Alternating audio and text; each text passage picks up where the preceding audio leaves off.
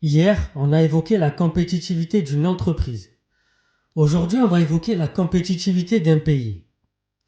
Donc, ça désigne sa capacité à tirer avantage de son ouverture internationale. Cela peut prendre la forme d'une capacité plus grande du pays à exporter, c'est-à-dire une profitabilité accrue pour les producteurs, mais également d'un accès plus large pour les consommateurs à des produits variés et moins onéreux. Plus largement, la capacité à tirer profit de la libéralisation des échanges peut être appréhendée comme une capacité à accroître le bien-être moyen de la population du pays, participant au commerce international.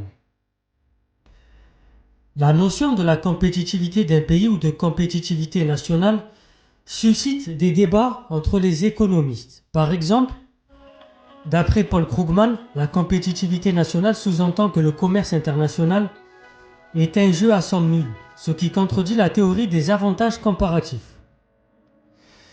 Les progrès de compétitivité d'un pays ne font pas régresser le niveau de vie des pays concurrents. Mais à partir des années 2000, les travaux de recherche identifient clairement des perdants de la mondialisation au sein des économies nationales et des auteurs divers comme Lucas, Rodrigue, Joseph Stiglitz, Paul Romer mettent en évidence le rôle des politiques de croissance, qui conditionnent la capacité des pays à retirer un gain de leur ouverture internationale.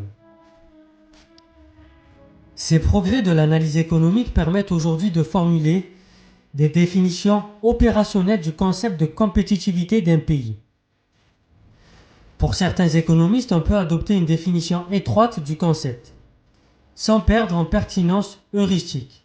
Je vous rappelle, la pertinence heuristique, c'est la capacité de découverte, notamment de découverte de nouvelles notions, de nouvelles théories en économie.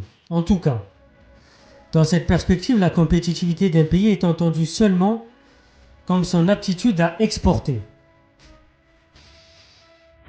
D'autres auteurs préconisent au contraire une acceptation plus large du concept, qu'ils définissent alors comme la capacité d'un pays à tirer avantage de son intégration internationale, dans le but d'améliorer sur le long terme le niveau de vie de l'ensemble de ses citoyens. Par exemple, ça c'est la définition de Bellon et de Schiappani. Le concept de compétitivité d'un pays ne doit pas être confondu avec celui de compétitivité d'une entreprise. Voilà, c'était Soso l'Intello. Abonnez-vous, partagez, likez, très chercheurs éclairés tous les jours à 13h pour les vidéos d'écho.